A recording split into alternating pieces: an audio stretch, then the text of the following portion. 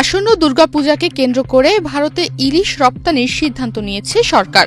প্রতিবেশী দেশের অনুরোধে এবং সৌজন্যবোধের খাতিরে প্রতি বছরের মতো এবারও সীমিত আকারে ইলিশ পাঠানো হবে। তবে একই সঙ্গে দেশের উত্তরাঞ্চলে স্বল্প মূল্যে ইলিশ সরবরাহের আশ্বাস দিয়েছেন মৎস্য ও প্রাণী সম্পদ উপদেষ্টা ফরিদা আক্তার।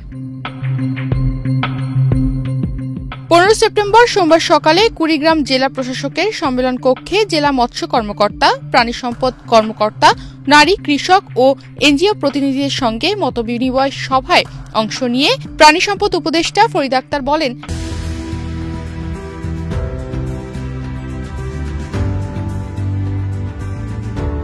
বাংলাদেশ ফিশারিজ কর্পোরেশনের মাধ্যমে উত্তরাঞ্চলের মানুষের কাছে স্বল্প মূল্যে ইলিশ পৌঁছে দেওয়া হবে। অন্যদিকে দুর্গাপূজার সময় সৌজন্যবোধের কারণে প্রতি বছর ভারতের অনুরোধে কিছু ইলিশ পাঠানো হয়, এবারও তা করা হবে।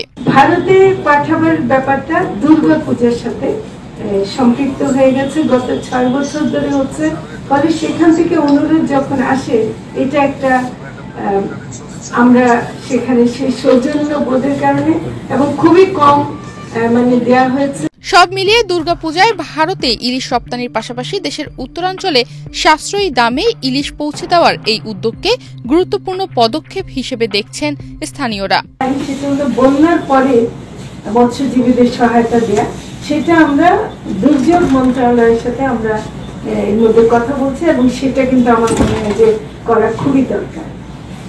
প্রাণী সম্পদের ক্ষেত্রে এখানে খুবই গুরুত্বপূর্ণ জায়গা।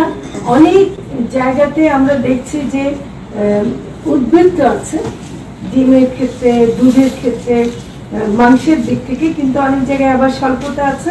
কিন্তু সবচেয়ে সমস্যা হলো যে রোগের ক্ষেত্রে এর জন্য যথেষ্ট ভ্যাকসিন ছিল না এতদিন, এখন আমরা আমদানি করেছি। আর নিউজ ডেস্ক, বাংলাদেশ প্রতিদিন।